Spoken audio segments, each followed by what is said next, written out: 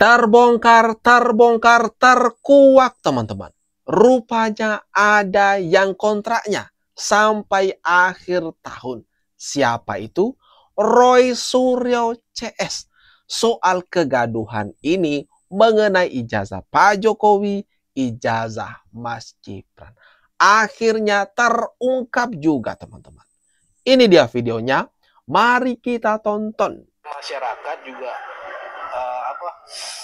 jenuh dengan tayangan-tayangan media-media yang terus menggembur-gemburkan itu, terus kita tiap apa kita mau menyuarakan dibilang termo, geng Solo dan sebagainya. Itu yang kita akhirnya berkumpul di sini bersatu untuk menyuarakan ini agar Polda Mabes bertindak cepat gitu, biar jangan lama lah. Kita khawatir soalnya ini kontrak, karena ada yang diduga-duga ya. Kita dengar-dengar kontraknya sampai akhir tahun. Kalau sampai akhir tahun, ini mereka dapat bonus ya. Ini terbongkar teman-teman. Diduga kuat ini. Ada bocoran. Katanya ini ternyata Roy Suryo CS dikontrak sampai akhir tahun.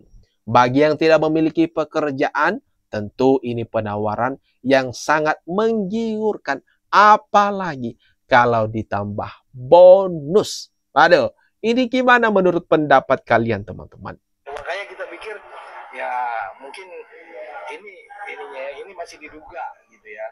Ini ya makanya TV juga kan tayangannya terus juga kapan di ini nggak bisa. Ada yang bilang lagi iniannya tunjukin aja apa susahnya gitu. Itu kan sebenarnya jadi nggak dibilang bisa memalukan juga buat kita. Pak Jokowi itu kan udah 2 periode, ya kan, nama baiknya itu negara luar tuh mengakui gitu loh. Masa di negaranya sendiri masa tunjukin aja gitu ya, ininya nggak sembarangan kayak gitu ya. Jangan kayak gitu Ferguson gitu. Itu sih makanya kita bersatu padu, kompak, solid untuk mendukung. Ayo pihak kepolisian, kami percaya sama pihak kepolisian yang saat ini ya untuk menyelesaikan ini gitu ya, perkara ijazah Pak Jokowi. Dan sekarang kalau dibiarkan lihat nih muncul lagi kan perkara ijazah Mas Wapres. Nah, semakin terbongkar kan, mereka harus siap menghadapi hukum. Orang waras akan berpikir 7 kali dengan pekerjaan ini. Tapi tidak dengan Roy Suryo CS ya, yang sangat menikmati kegaduhan ini, tudingan-tudingan ini, fitnah-fitnah mereka terhadap ijazah Pak Jokowi dan ijazah Mas Gibran. Maka akibat dari itu nanti nggak usah playing victim ya kalian. Kalau pihak penyidik mengumumkan nama-nama tersangka. Dua, kalau ijazah ini ternyata nantinya palsu, maka tuntutan kepada Polda itu bukan menaikkan status Pak Roy Suryo dan kawan-kawan menjadi tersangka. Justru konstruksi hukumnya, ya, tuduhan pencemaran nama baik 310 KUHP dan juga tuduhan fitnah 311 KUHP yang dianggap ya itu terjadi karena objek ijazahnya itu disebut palsu, itu gugur atau harus dihentikan atau bahasa hukumnya di SP3. Jadi penyidik Polda semestinya justru wajib menerbitkan SP3, surat pemberitahuan pemberhentian penyidikan begitu. Sehingga apa kasus ijazah palsu yang dilaporkan sebagai pencemaran oleh Saudara Joko Widodo itu dihentikan di Polda. Dan hari ini justru kami datang ke Barreskrim, tadi juga sudah ada surat yang diserahkan oleh Irwasum. Apa ini adalah temuan yang harusnya membuka kembali kasus dugaan palsu 263 KUHP yang sebelumnya sudah dilaporkan namun dihanut proses penyelidikan. Tapi yang paling penting adalah nomenklatur penghentian penyelidikan. Itu bukan nomenklatur yang menjadi kewenangan penyidik, karena penyidik sebenarnya tidak punya kewenangan untuk menghentikan dalam bentuk surat keputusan seperti SP3. Karena penyelidikan itu kapanpun ketika ada bukti yang bisa ditelaah lebih lanjut, ya bisa dibuka kembali. Karena itulah kami tadi juga melalui Irwasum, melalui Pak Rizal Fadila sudah mengirim surat, dan nanti suratnya akan ditelaah lebih lanjut. Selanjutnya kami juga ingin menegaskan, semestinya kalau memang negara ini, bangsa kita dididik secara intelektual, semestinya narasi intelektual yang disampaikan oleh Dr. Rismon, Dr. Suryo, dan kawan-kawan ini dijawab secara intelektual, bukan dengan ya statement yang bernada peyoratif. Misalnya, kami menggunakan nomenklatur RRT, Roy Suryo, Rismond, dan Fauzia Tiasuma. Tiba-tiba disebut teroris. Ini benar-benar tidak bermoral begitu loh. Ada yang marah-marah mereka disebut teroris, teman-teman. Tifa, Roy Suryo, dan Rismond.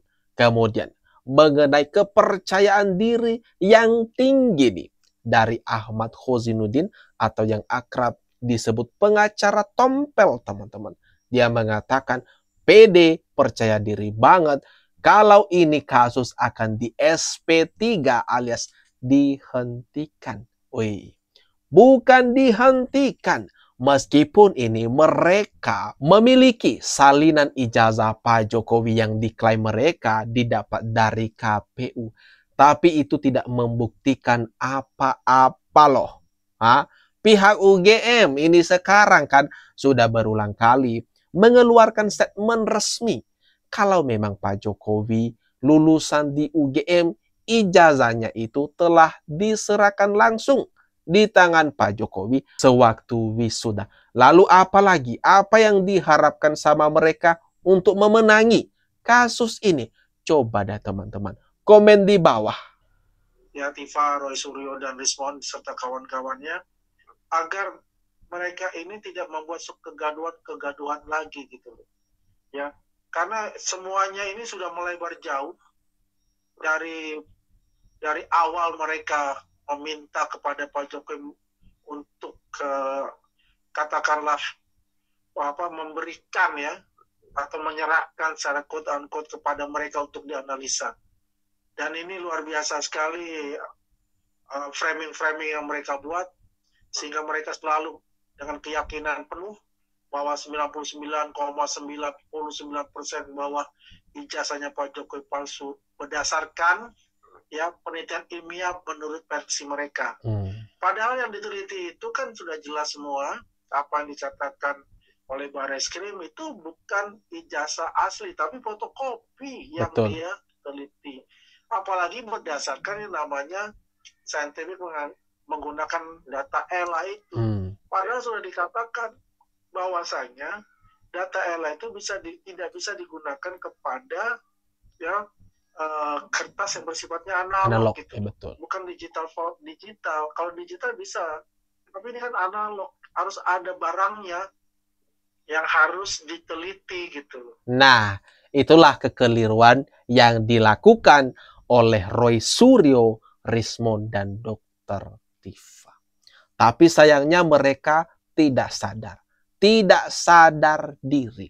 Tetap ngeklaim kalau apa yang mereka lakukan itu adalah kebenaran. Nah, itu adalah kesalahan fatal daripada orang-orang ini. Dan itulah kenapa mereka ini tidak bisa terselamatkan lagi.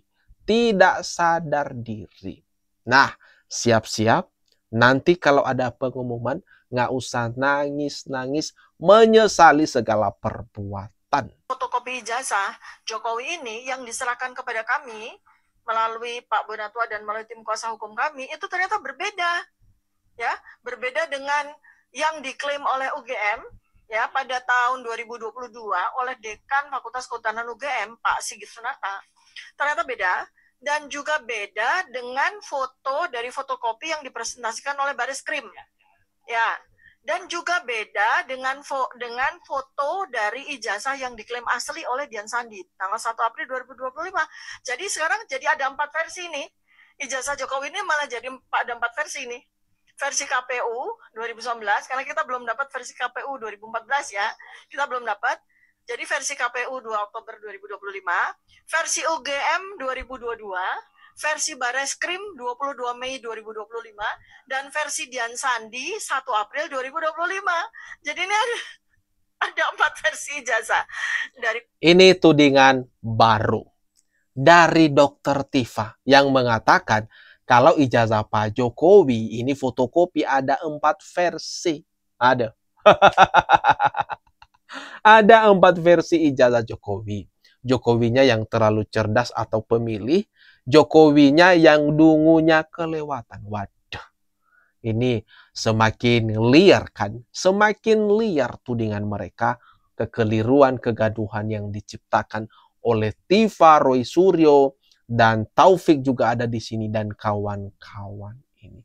Makanya sudah tepat sekali kalau pihak penyidik Polda Metro Jaya juga, kemudian kalau bisa Mabes Polri, ini menyelesaikan kasus ini dengan cepat, menentukan, mengumumkan siapa-siapa saja yang jadi tersangka, siapa yang mengenakan rompi orange, maka kegaduhan ini akan berhenti dan tidak semakin meluas kemana-mana seperti halnya yang diklaim oleh Dr. Tifa ini menuding lagi ada 4 versi ijazah Pak Jokowi. Ini gimana nih teman-teman? Kalau menurut kalian atas apa yang barusan saja kita bahas ini, jangan lupa tinggalkan komentar terbaikmu.